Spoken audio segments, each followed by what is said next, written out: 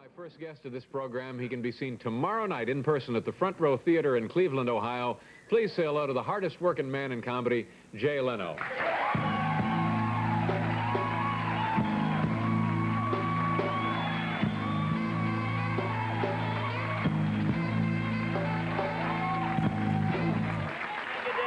To see you. It is unbelievable. Always nice to see you. Oh, what do you got there? Oh, I'm in this. You know, these breakfast food companies, they jump on the latest fad. They jump on the hottest. Was it 2 years ago they had that Cabbage Patch cereal and the Mr. T granola bar thing? Look at this thing. Just came out of the Gaddafi, the Barbarian breakfast flakes. Have you seen this? Kind of a snap, crackle, boom kind of thing. I don't know.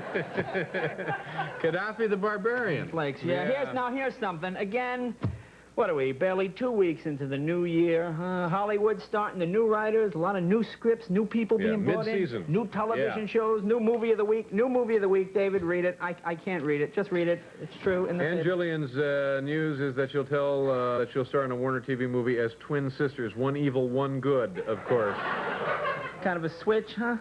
The evil twin story again. Yeah, it's a sad thing. How you been? Did you have a nice holiday season? Oh, boy, Christmas in L.A., huh? Yeah. Sitting around the pool, opening gifts. Hey, boy. Chestnuts roasting, a little more chlorine for the pool, honey. On an open fire. Jack Frost. You get a lot of nice gifts? Got a nice gift. My wife gave me a torque wrench. Yeah. Very nice. Now, do you... What do you do with a torque wrench? What do you do with a torque wrench, Dave? Well, this is a tool that men use when they work on machines, Dave. How about you? What did you get? The Bill Blast facial applicator? Did you get that, Dave? Or maybe the Calvin Klein manicure pedicure combination I didn't get any of that. I had a very nice Christmas myself. I had a nice Christmas. My Christmas is always marred by all those tree people. You know those? You have them here in New York. These people, I can't figure out what nationality they are. It's some kind of Middle Eastern, Nordic, Italian, Swiss. You know, they sell Christmas trees. Sure. Every year. These fresh trees. Fresh tree! It's fresh tree! You know, the thing's got one pine needle on it. It looks like it came from the petrified forest. And, of course, the worst part, this is what I love about Christmas. I like to wash my car, polish it, drive it down to the lot so a couple of high school kids can strap a tree to the roof, huh? Gouge those door seals with that cheap hemp. Get on the freeway with 10,000 other guys who have trees on their cars. I'm sure the Russians are looking at this through a satellite. Looks like some kind of movable forest. Some kind of secret weapon or something. Now, do you enjoy the holidays pretty well? Do you go through this holiday depression at all? You always hear people whining about holiday depression. I guess it's a serious problem. It is a problem. Well, people say the same thing. You know, we should keep the Christmas spirit year-round. The Christmas spirit doesn't even last until the day Christmas is over. I mean, look at the way you treat the tree. Remember the day you bought the tree? Oh, don't tie it too tight to the roof. Drive slow so the needles don't blow up. Plenty of water, a little sugar in the base. Don't make the screw too tight. Keep it as fresh as you can. Yeah, boy, the day after those gifts are open, get that fire trap out of here. Gonna burn the house down with that stupid thing. When do you take yours down? New Year's Day, Johnny? That's right, New Year's Day. It's family tradition. New Year's Day, we take it down while we watch the parade. Take it right down. Well, that's what we do. My mother and my brother and I. Jack does the commentary on the parade. We take the tree down. Yeah. It's a tradition at our house. I guess it would be a tradition. Get up early, watch the parade, take down the tree. Yeah. I'm just trying to pad my part here a little. You want to make it clear.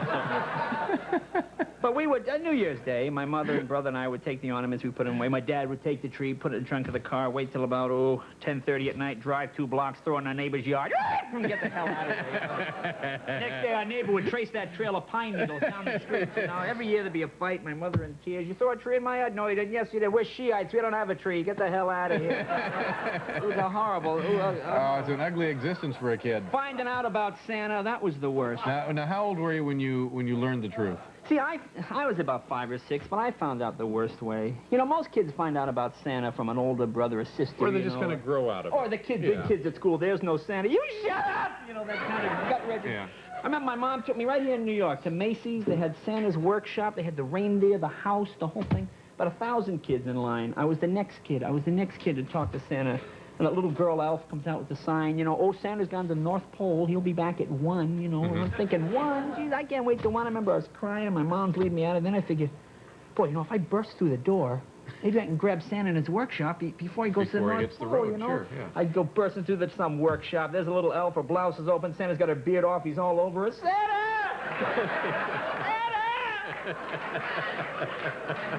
Oh, my God. That's horrible. That's an ugly story, It's an ugly thing for a child. Oh, my God, that's terrible. It's a terrible thing for a child. Now, we gotta do a commercial here. Now, do you have, you know, yesterday was, of course, Elvis Presley's birthday. Do you have just a little... You do a great impression. No, I don't do anything. All right, well, think about it when we do the commercial. All right. We'll come back, and maybe he'll do a little bit...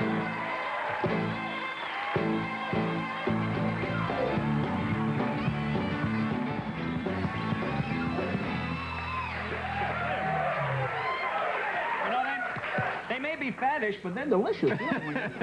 Now, the band sounds great as always. Plus, we have Mr. Sanborn with us tonight. I saw him. Can you do just a little something for Elvis? Yeah.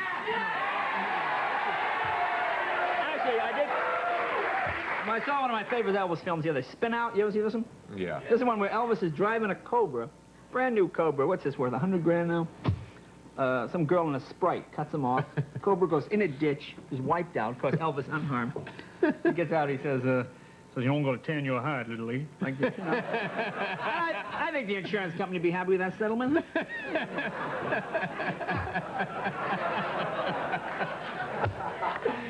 But anyway, that's it for Elvis. You don't want to do no, I don't do Elvis. You always. Oh, all right. He does it. All right, hey, we'll turn the car around right now. You know, my dad would say that every summer. My brother and I'd be screaming in the backseat. My father would say, hey, we'll turn the car around right now. We'll go right back home. Go ahead, Dad. We're 19 states from home, 2,800 miles. Turn the car around, Pop. Teach me a lesson. Cancel the reservations. Lose your deposit. Go ahead, Pop. I dare you. But I saw something. Again, this is the most depressing... Holiday movies. Have you seen any holiday movies? Holiday movies? Is that what you're talking about? Yeah, well, before we get to holiday movies, I'm this sorry. is even more depressing. I'm staying over here. I walk 8th Avenue. I see a porno shop. They have a sign that's been on the door, obviously for weeks. We'll be open all day Christmas Day. Can't we put this stuff away for one day? I mean, are there really people who wake up on Christmas morning going, geez, I'd like to buy some filthy magazines? Is there really... There's one like that in L.A. There's one in L.A. When you drive, you've seen it. When you drive into the L.A. International Airport, you drive 100 yards out the airport, and your first thing you see is that huge sign. It says nudes from 7 a.m. Oh, yeah, that's right. Imagine going in there 7 a.m., some woman on the stage nude, her hair and curly, she's cooking eggs. Billy, get on the bus stop. Hey, your sister! Japanese tourist, his head in his egg. Yeah. But holiday movies. Holiday movies, here we go. Well, let's see. Interesting holiday. I don't know what holiday it's supposed to be. Rambo, Commando. I mean, it's like Armistice Day movies. But anyway, one of them, here's one, like Clue. This is interesting to watch American film-going habits. Here's a movie, Clue. This is one movie that had 3 completely different endings. 3 different theaters carrying the movie, each had a separate ending. Each had a separate ending, yet the movie didn't do particularly well. Then, on the other hand, you have a movie like Rocky. Here's 4 different movies that all have the same ending. You know, that's what Americans think. See, to me, the thing that annoys me, I mean, these movies are so violent. I mean, kids are immune at this point. Kids, they're so sophisticated. My wife and I are in the theater the other night. 9-year-old kid sitting in front of us, by himself. Now, when I was 9, were you allowed to go to the movies? Probably not. No. My mother always said the same thing. I'll sit right behind you. No one will know I'm your mother unless you call attention to it. Yeah, what other 42-year-old woman's going to be hitting me in the back of the head? Anyway, my wife and I are watching the previews, the coming attractions, and it's another one of these slice and dice movies, people getting stabbed, and they have this scene. This is the scene. They show a cheerleader walking down the street. Maniac comes up behind her with a chainsaw, cuts her head off. Yeah. They show the head rolling down the street. The 9-year-old kid in front of me goes, no, that's fake. Fake, you're only 9. What do you want, real heads rolling in the street? Got in for a buck, man. See, I think there's a correlation between these horrible sex crimes and these movies. I mean, people see things in these movies. Seems like there might be, sure. Well, I mean, we've always had sex crimes. I'm not being naive, but let's be honest. I mean, years ago, movies were pretty naive sexually. There wasn't a lot you could emulate. Right. I mean, you ever watch those old westerns where the meanest, roughest gang would ride into town? They'd kidnap the sheriff's daughter. They'd tie her to a pole. Then all the men would line up and kiss her.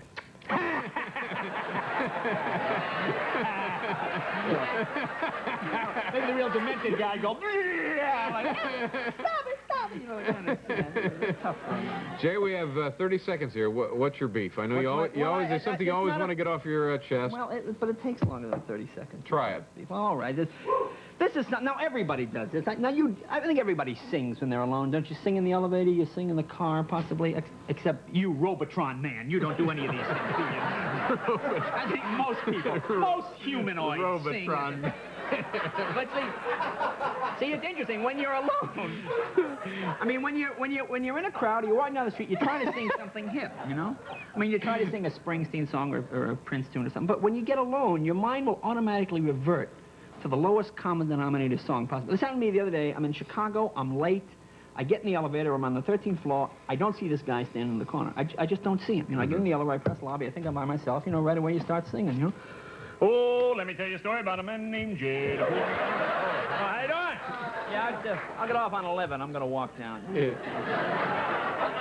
Now, did you mention that I'll be in Montreal? See, now, when you're Robotron man, you don't make jerky mistakes like that. That's right. Now what? Is this plug time? No, I play other countries as well. I'm going to Canada. Where's the list of this plug? This is, you're going to be in Cleveland on, all we have here, Jay, is you're going to be in Cleveland. The front row in Cleveland Front row theater tomorrow. Montreal Saturday, and then Bates College in Maine on Sunday. Oh, good. Then I go to Chicago to shoot my things special. are doing well for you.